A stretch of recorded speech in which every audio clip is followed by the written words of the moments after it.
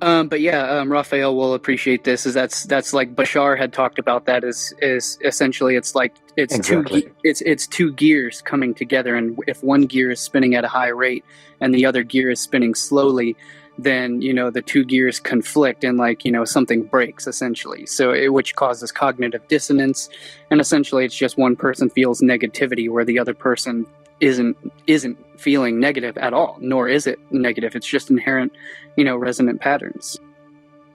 Just to briefly say what I was going to punctuate there, I'm looking at your chart, and you have 12th house Jupiter, Mercury, and Venus, so you are highly resonant, and it's deep magic there, Pisces kind of vibes. But the Jupiter is in Taurus, but the Mercury and Venus are in Gemini, so in a lot of ways, you are kind of a collective conduit for information technology. Yeah, that's one of my favorite. Obviously, that's one of my most prominent aspects in my chart. Is I call it Mercury making love to Venus in Gemini, which are the twins. So it's essentially Mercury and Venus are. It's literally that's literally the Hyros Gamos right there in my chart. It's literally the holy matrimony, the divine union of masculine and feminine archetypes of Aphrodite and Hermes, which is literally hermaphrodite. That's literally where the term hermaphrodite comes from, is from Hermes, Aphrodite, which is the divine feminine and the divine masculine. And of course, so it's just right there. It's so powerful.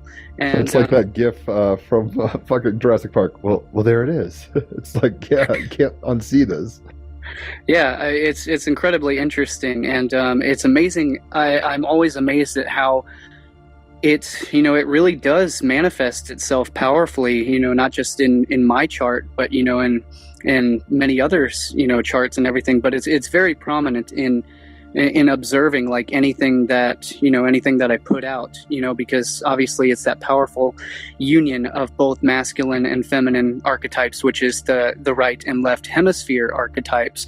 Of the Mercury, Hermes is associated with logic, reason, weights and measures, literally the measures of science, analytical measures, as well as communication between worlds from higher to lower. Mercury was Hermes was the messenger of the gods, and the only one who could travel and carry messages from Olympus, or the realm of the gods, essentially from heaven to hell, to the underworld. He was the only one who could transfer messages between worlds, from the higher worlds to the lower worlds.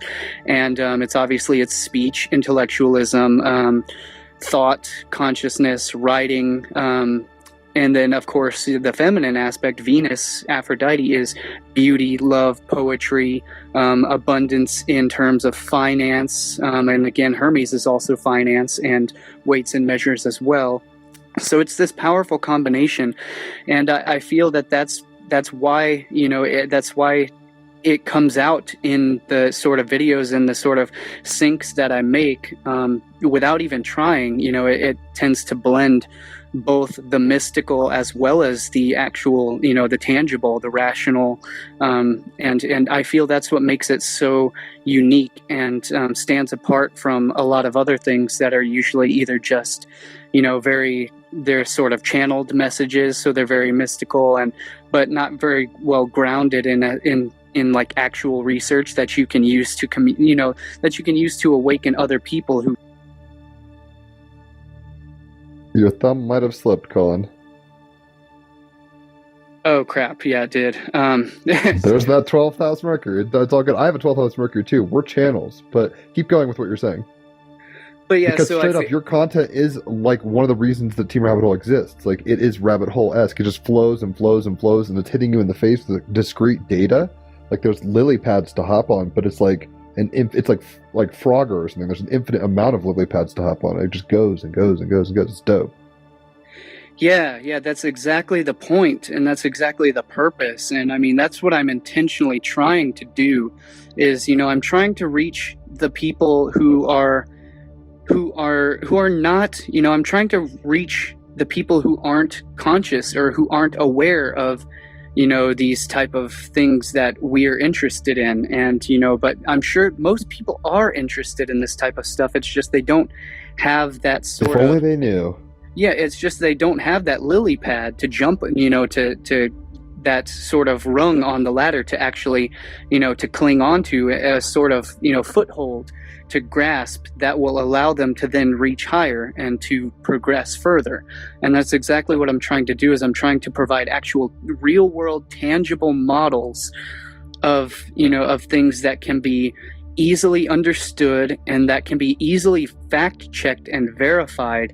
And then, you can use that as a stepping stone to move even further, whether it's into, the sort of abstract or the more mystical, or whether it's into the more tangible and, diving deeper into actual, cited references and cited resources, so it's that combination. I'm trying to provide both aspects and merge the two worlds of science and spirituality, because they are one and the same. And they both reinforce and support each other. So it's not mutually exclusive like that. I get what you're saying. Exactly. Yeah. And that's funny thing with the chart, like I'll just say really quick because I'm not looking at it, but it's off the top of my head. With Jupiter, it's in the 12th house, so it's Jupiter's about like more. How do you like it? Kind of Dumbledore, Santa Claus vibes, where it's just like you're blessed here. It's like, where are you blessed? You're blessed with the collective. And in a sense, you're blessed with the beauty of communication, but in a poetic way. I mean, you're very much a wordsmith. Like I think you called yourself a wordsmith on Facebook. It's like that's, even if you were working at McDonald's, you'd be like making puns with the menu and like all sorts of crazy shit. It'd be like, it doesn't surprise me that this is how it's manifesting for you. So it's funny because it's almost like the dream of logic or something like that. It's like paradoxical. It's like viewed, because Venus is exalted in the 12th house to the degree that like Neptune rules it, and Neptune is the higher octave of Venus, so it like wants to be there. Neptune's like a spiritual beauty. So I think you understand like the kind of replete poetry of nature and reality, but in some way you're here because it's in Gemini, these 12th house stuff. It's like you're here to bring it down into the logical framework that is grokkable, basically. Yes, exactly. Is and that's it's not just me. That is the work that we're all here to do. Is we're here, and our purpose is to bring more of the mystical and more of the mystery into reality, to bring into consciousness, like or like awareness, I guess is the better way to put it. Yeah, conscious awareness. Yeah. To make the intangible tangible. And that is our purpose. And that is what consciousness at large as a whole is doing. I mean, that is to bring more spirit into matter. And, that's our purpose, to do that individually as, in our physical bodies, is to bring more electricity, more life energy, more chi, more vitality, more love, more beauty into our physical body.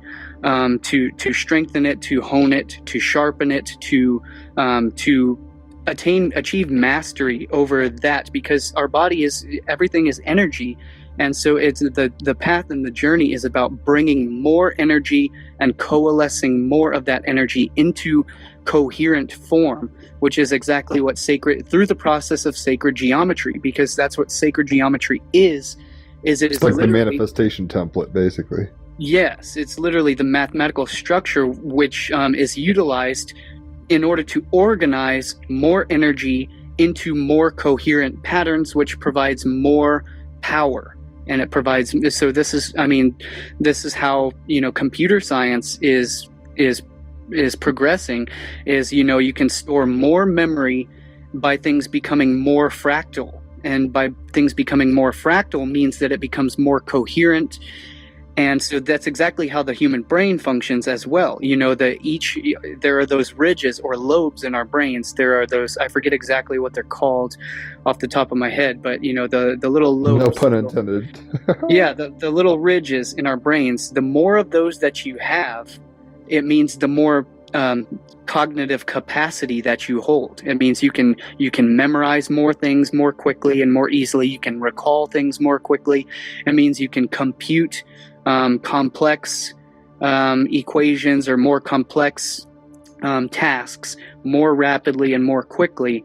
And that's the same way that, our computers are modeled after, is and because that's the same way that the whole universe and all of matter and all of structure forms, is through that sacred geometrical pattern. And this will get so much more powerful in these new films that I started working on last year, in 2018, January last year, about the actual, I've literally mapped the entire sacred geometrical structure of the human torso as well as the human brain, and it's fractal. It's literally mapped to literally every single, and I've gone very deep on it. And although I'm not a mathematician, I'm not super logical and super analytical. So stay tuned for the next part. We'll pick up right here where we left off. You can watch it. I will leave any intros and stuff out so that you can watch it in a consecutive style. And so again, my name is Cullen Smith. This is Lifting the Veil. You can find all of my full books, presentations, videos, films, articles, posts at patreon.com/liftingtheveil. And there is also a ton of exclusive content, and I will leave the cited reference links in the description down below. So you can check that out for all of my full content, and I will see you guys in the next video. Stay tuned. Make sure to subscribe. Please help me reach more people by sharing these videos around on the internet, because I rely solely on word of mouth, and the recommended algorithms are not recommending any of my videos or films anymore. My channel has literally been completely restricted, so I rely on your help, and I need your help. So please help support this channel by sharing my work around if you appreciate it, and make sure to subscribe if you're not a subscriber already, and leave me your comments. I definitely want to know what you have to share and what you have to think about all of this stuff, and I will see you in the next video. Y'all stay safe and take care of yourselves, and I will see you later.